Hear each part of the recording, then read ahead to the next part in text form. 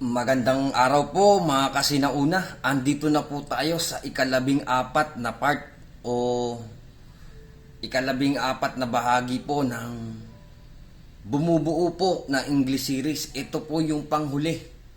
Kung marami pong nag-abang dun sa 100 na mga kolektor, ito po ay mas sigurado pong mas maraming nag-aabang po dito.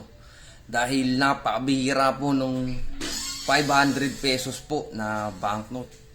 Silipin po natin. Aray mo. Wala siya.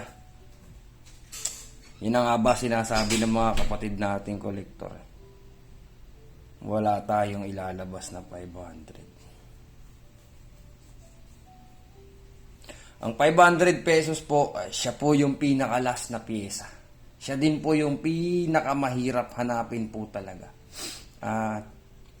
Ayon po sa mga mananaliksik o sa mga enthusiast nga po ng pera, ang 500 po talaga ay napakakonti lang po ang inilabas.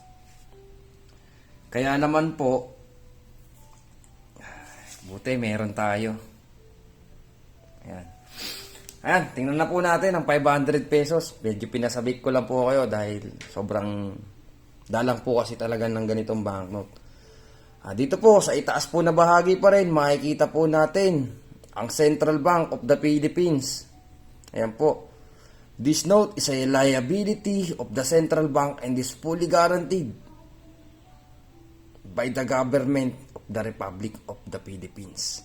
Sa bandang gitna po niya, makikita po natin at mababasa po natin ang 500 pesos. Kasama po ng kanyang logo.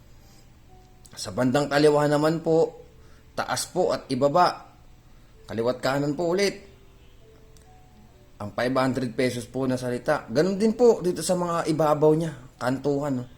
Mayroon pong 500 na nakalagay. Ganun din po sa bandang gitna, may nakasiksik na 500 na maliit. Sa kaliwa po yan at sa kanan.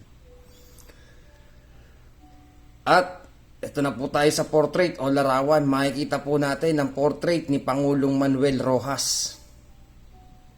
Ayan.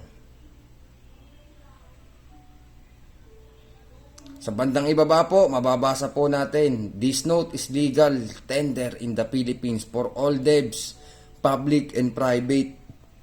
At ang gumawa po, Thomas De La Rue and Company Limited. Ito rin po, gawa rin po ito sa London. Dito naman po tayo sa tabi ng portrait ulit, mababasa po natin o makikita po natin ang serial number. Ito, single prefix din po kasi mga unang gawa po ito. Sa bagay, wala naman pong pangalawang gawa na labas na issue dahil isang presidente lang din po ang humawak nito. Ito po, si Elpidio Quirino, si President Elpidio Quirino po at ang kanya pong Governor of the Central Bank na kasama ay si Miguel Cuaderno. Sa bandang kanan po ulit, bandang dulo, makikita po natin ang Central Bank of the Philippines logo, 1949. Ayan. Pero ginawa pa rin po itong salaping ito o perang ito noong 1951. At talaga naman pong napakabibihira ang pinrint o inilabas nito ng Central Bank. Ito po yung bandang likurang bahagi ng salapi o ng pera. Yan. Ito po yung Central Bank Building.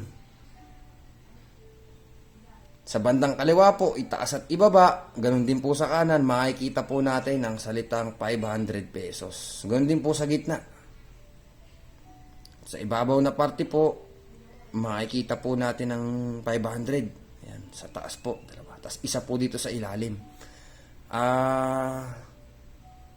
Ayun lamang po, dito po nagtatapos ang ating English series banknotes na binuo.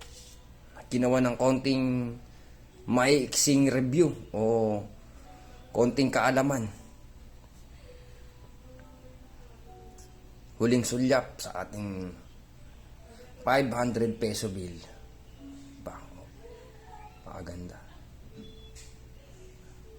Bira po talaga mga kasinauna ang may hawak po ng ganito.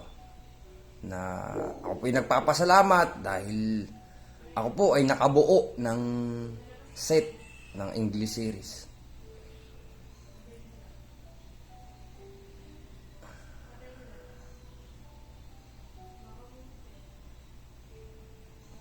Yun lamang po.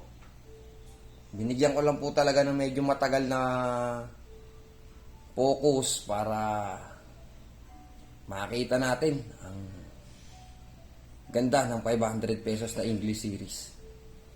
Isang magandang araw po ulit at maraming salamat mga kasinauna. Abangan po natin yung Filipino series. Kasunod na rin po natin.